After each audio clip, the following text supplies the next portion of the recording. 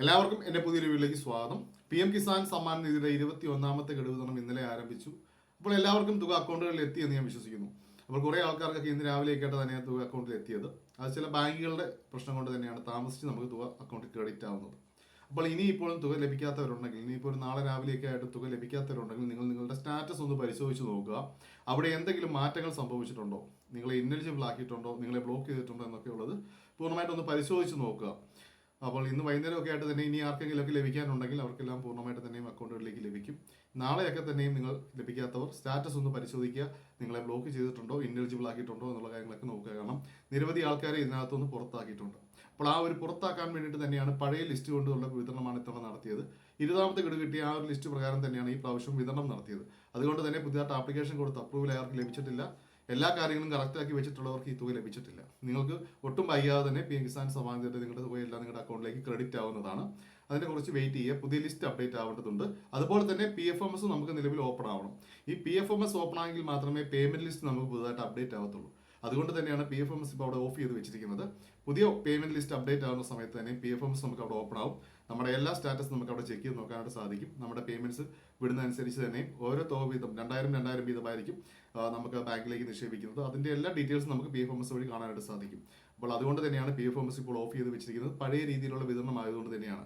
അപ്പോൾ അതിലൊരു തെറ്റ് വരാതിരിക്കാനായിട്ടാണ് ഇപ്പോൾ ആ ഒരു 20ാമത്തെ ഗഡു ലഭിച്ച ആ ലിസ്റ്റിൽ നിന്നും ഒഴിവാക്കാനുള്ളവരെ ഒഴിവാക്കി ബാക്കിയുള്ളവർക്കുള്ള വിതരണമാണ് ഇപ്പോൾ നടത്തിയിരിക്കുന്നത്. അപ്പോൾ നിരവധി ആൾക്കാർ ഇപ്പോൾ വിളിക്കുന്നുണ്ട്. അപ്പോൾ നിങ്ങൾ ദയവ് ചെയ്തൊന്ന് വെയിറ്റ് ചെയ്യുക. നമുക്ക് പുതിയ ലിസ്റ്റ് അപ്ഡേറ്റ് ആവാത്തതുകൊണ്ടാണ് നമുക്ക് വിതരണം ഇപ്പോൾ ലഭിക്കാത്തത്. നിലവിൽ ഇതുവരെ ഗഡുക്കൾ ലഭിച്ചിട്ടുള്ളവർക്ക് ഇപ്പോൾ ലഭിച്ചിട്ടില്ല എന്നുണ്ടെങ്കിൽ ഇപ്പോൾ നിങ്ങളെ അതിൽ നിന്നും ഒഴിവാക്കാനുള്ള ലിസ്റ്റിൽ പെട്ടിട്ടുള്ളവരാവാം. അപ്പോൾ അങ്ങനെയുള്ളവർ സ്റ്റാറ്റസ് ചെക്ക് ചെയ്ത് നോക്കുക. നിങ്ങൾക്ക് അവിടെ എന്താണ് വന്നിരിക്കുന്നത്, നിങ്ങൾ ഇനി എന്തെങ്കിലും രേഖകൾ സമർപ്പിക്കണോ, KYC ചെയ്യണോ, അതെല്ലാം എന്താണെന്നുള്ളത് നോക്കി അത് കംപ്ലീറ്റ് ചെയ്യേണ്ടതാണ്.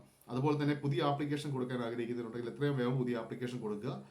ഇനിയിപ്പോൾ ഒരു മാസത്തിനുള്ളിൽ തന്നെ അത് ക്ലോസ് ചെയ്യും എന്നുള്ളതാണ് ഇപ്പോൾ PM കിസാൻ സമ്മാനിധിയുടെ ഭാഗത്തുനിന്ന് വന്നിരിക്കുന്നത്. അതുകൊണ്ട് തന്നെ ആപ്ലിക്കേഷൻ പുതുതായിട്ട് കൊടുക്കാൻ ആഗ്രഹിക്കുന്നുണ്ടെങ്കിൽ എത്രയും വേഗം ആപ്ലിക്കേഷൻ എല്ലാം കൊടുക്കാനായിട്ട് ശ്രമിക്കുക. അതുപോലെ തന്നെ റിജക്റ്റ് ആയിട്ടുള്ളവരുണ്ടാവാം. നിങ്ങൾ റിജക്റ്റ് ആയിട്ടുള്ളവരാണെങ്കിൽ എല്ലാ കാര്യങ്ങളും പെട്ടെന്ന് തന്നെ കംപ്ലീറ്റ് ചെയ്യുക. കംപ്ലീറ്റ് ചെയ്താൽ നിങ്ങൾക്ക് എത്ര രൂപയാണോ അത്രയും രൂപ, മുടങ്ങിയിട്ടുള്ള എത്ര രൂപയാണെങ്കിലും നിങ്ങളുടെ അക്കൗണ്ടിലേക്ക് നിങ്ങൾക്ക് എത്തുന്നതാണ്.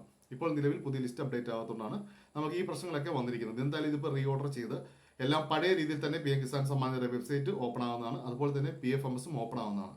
പിന്നെ നമുക്ക് എല്ലാ കാര്യങ്ങളും കറക്റ്റായിട്ട് തന്നെ മനസ്സിലാക്കാനായിട്ട് സാധിക്കും.